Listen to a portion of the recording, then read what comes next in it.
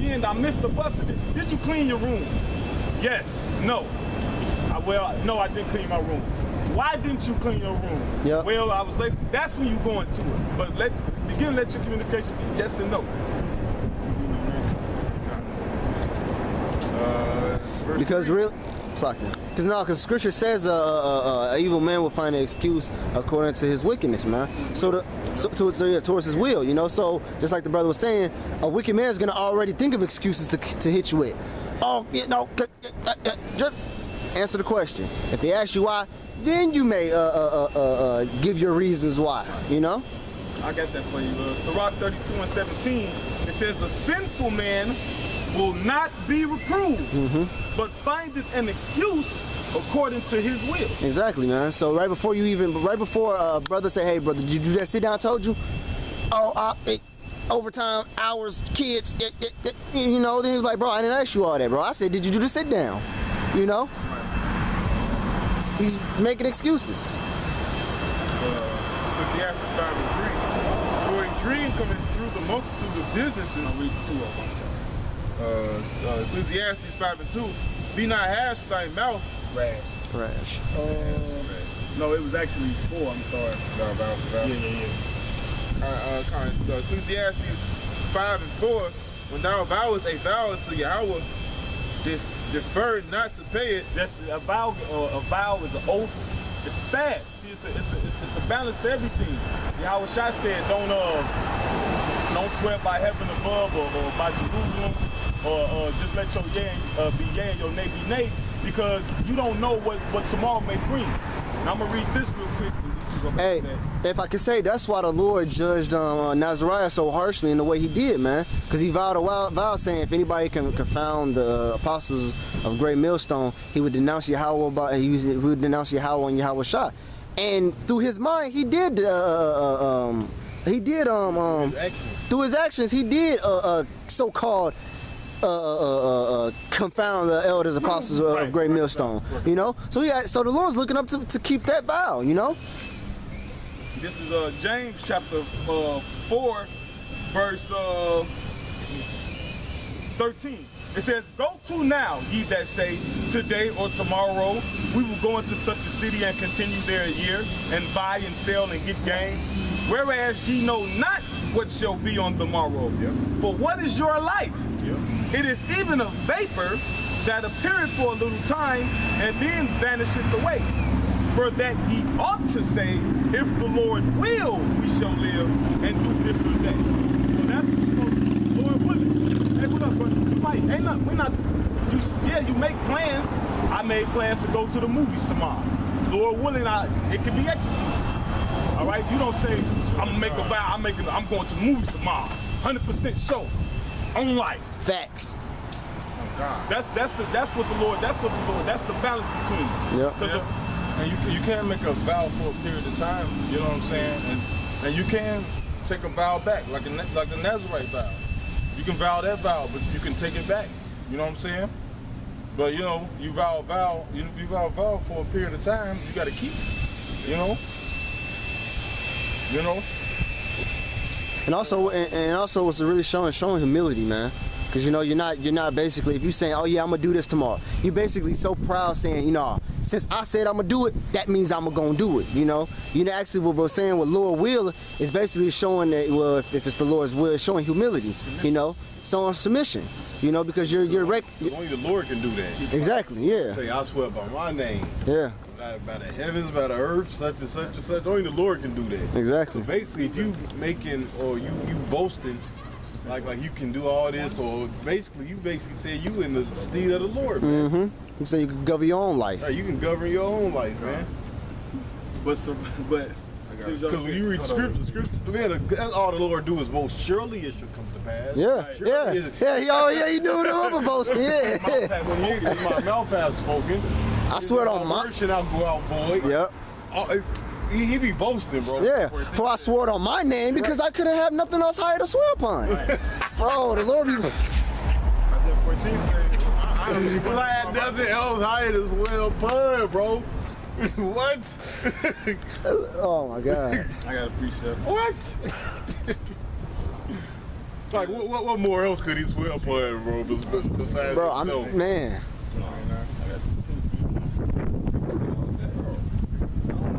Okay, you got that. This is Sirach But chapter. that proves Jake is Israelites. Oh yeah, I was just thinking of that. Yeah. That proves Jake is Israelites. Because they always throwing it on something. Jake boasts just like the Lord, bro.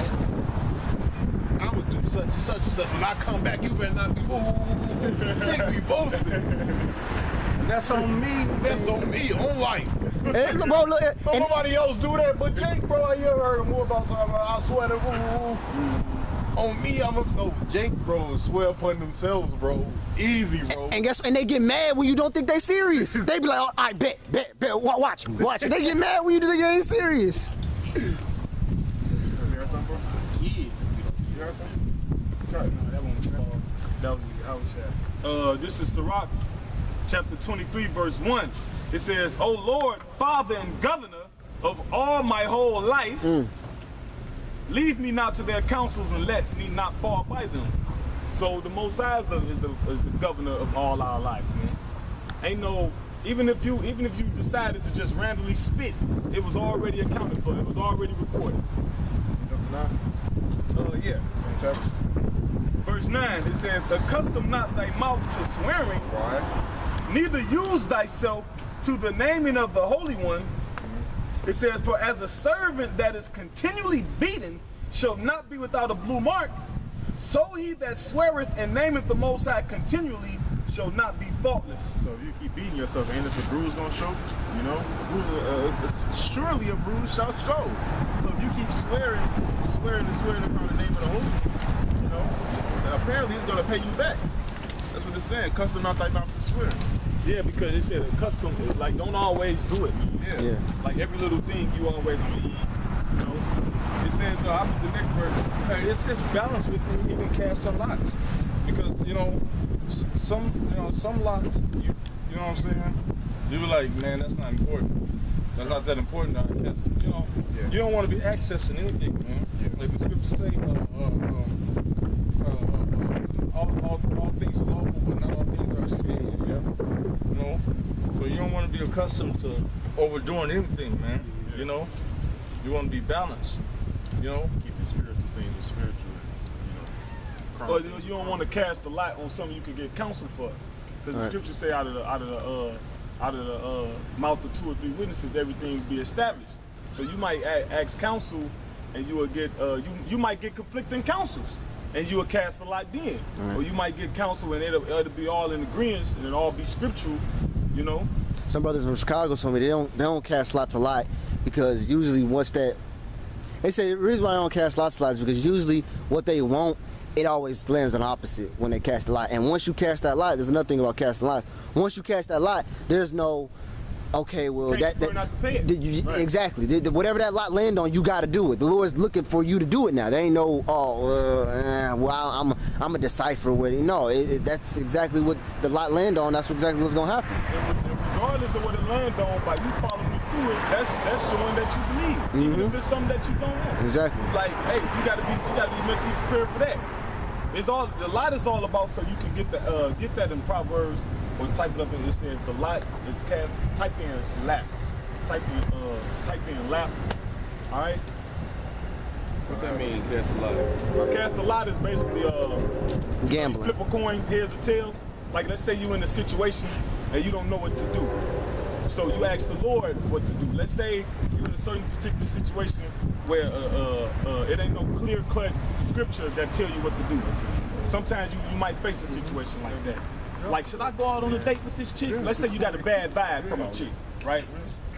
You can't really pinpoint it, but let's say you asked her, did she have a man, and you might feel like she was lying or something. You don't know. She said no, but something about it made you feel like she was lying. You know, you cast a lot. No matter how good she looked, or no matter how the body looked, if it land on heads, I'll take her on a date. If it say tails, it's no. There's some brothers that won't even deal with a chick without casting the light. Mm-hmm. Because you know, it's basically saying that, look, I want whatever action I take to be a spiritual action. I want whatever action I take to be okay with the Lord. Yeah, but even casting a lot can be a snare to you because the Lord probably already told you what to do. Yeah. You know what I'm saying? And casting a lot is doubt. Can be doubt, man. Yep. well, Lord told me, but let me just make sure. You know, ain't no Lord don't need you to make sure. He needs you to do what He said. You know, so like you gotta have balance, man. Sometimes it's best to wait out the matter and let the Spirit deal with it. Unless it's a point, it's you know, unless you need like a third witness. Like if it's you and another brother at odds, and then you're gonna need a third witness, you can cast a lot, and boom, the lot is settled. You know what I'm saying? Like say, me and this brother, we had a disagreement about a certain thing that we was gonna do in the camp. You know, we cast a lot. Heads we do it, tails we don't. Cast a lot, boom. Whatever the lot fall on, that's the third witness. You know what I'm saying? No, you got that lap. This is Proverbs chapter 16, verse 33. It says, the lot is cast into the lap, but the whole dispointing thereof is of the Lord. Dispositioning, what it say? The whole what? The whole, hold on, let me look that word up. You say what, Proverbs 16 and what? 33. Okay, come. Is it disappointing? No, dispointing, judgment basically. Justice, ordained judgment, place, court, seat of judgment. Disposing. Disposing, Disposing. Read it again, Bible Shop. This is Proverbs 16 and 33. It says, the lot is cast into the lap, but the whole disposing thereof is of the Lord. Right, so the decision. Yeah, which is judgment, yeah. Right. Mm-hmm. Is of the Lord, yep. And they cast the lot to choose the 12th apostle between Matthias and I don't know the other guy's name, but in the book of Acts, that's just an example of how to, you know, properly cast a lot. They cast a lot to see who's going to be the 12th after Judas Iscariot left. They cast a lot to see who's going to be the 12th apostle.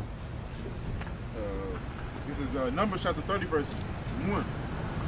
And Moses spake unto the head, and Moses spake unto the heads of the tribes concerning the children of Israel, saying, this is the thing which the Lord hath commanded.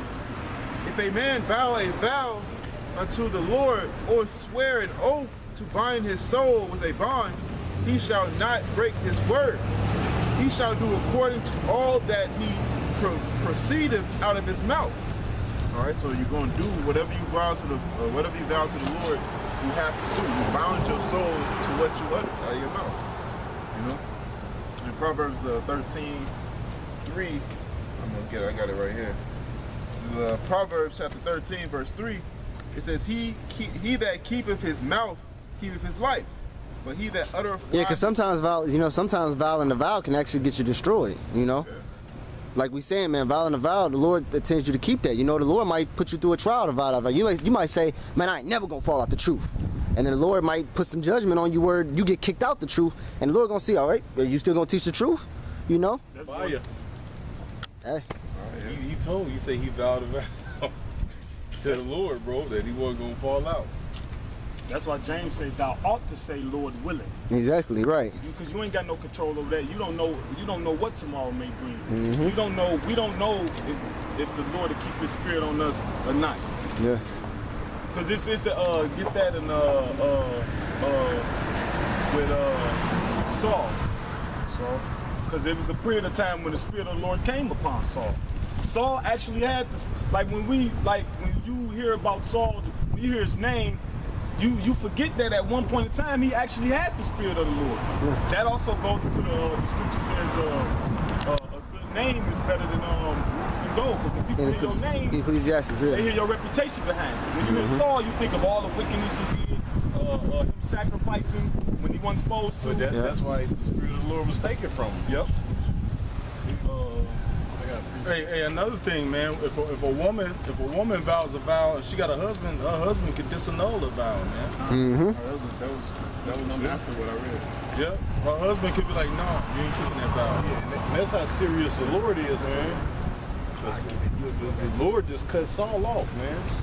Like, man, because you're touching, this is the job of the Levites, man. And he just up and did it. You tripping. Right till you sacrifice nothing, man. God's done foolishly. Right, that is done foolishly. I gotta put the precept.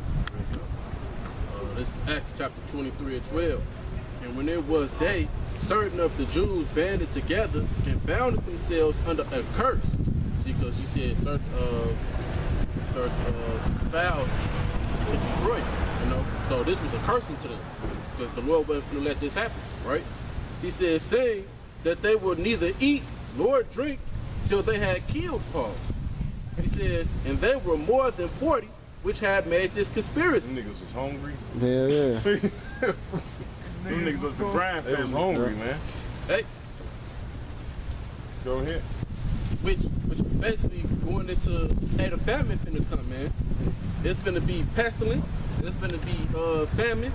Okay. Hey, in that time, the Lord might have not had them do it then. They probably broke their vow when they started eating and drinking. After they got to a point, like, we ain't gonna find this nigga, we can't kill this nigga. You might as well eat and drink. But the future prophecy is saying that, hey, in Isaiah, he said, my servant shall eat and ye shall hunger. You shall thirst. When my servant shall drink, ye shall thirst. And that was speaking spiritually and physically. Because, hey, the scriptures got us full and it got us quenched, right? But in that time, they gonna be looking for the famine, they gonna be looking for the word, and they gonna be looking for food. You know? Hey, so the same people, they probably gonna have to pay for that vow then. Yeah, they still coming gotta up. hold on to that vow, man. Yeah. Yeah. I think even Saul. They ain't nothing but some niggas that want to kill the prophets, man. Them niggas back today, man. Same niggas on the comment board talking shit. JC. You know what I'm saying? He a cracker. Just can't. I think even Saul vowed a vow. You know, he was there's something about I can't remember it. So, 1 Samuel chapter 11, verse 6, and the spirit of Yahweh came upon Saul when he heard those tidings, and his anger was kindled greatly, and he took a yoke of oxen and hewed them in pieces, and sent them throughout all the coast of Israel by the hands of the messengers, saying, whosoever cometh not forth after Saul and after Samuel, so shall it be done unto this oxen. That's when he was zealous for the Lord. Because previous to that, the prophet Samuel told him, look, you're going to see a company of prophets, and the Spirit of the Lord going to come unto you, and your heart going to be changed to another meaning. See, when you in the world and you don't understand this truth, you one way. But then when you get this knowledge, you become another of another fashion.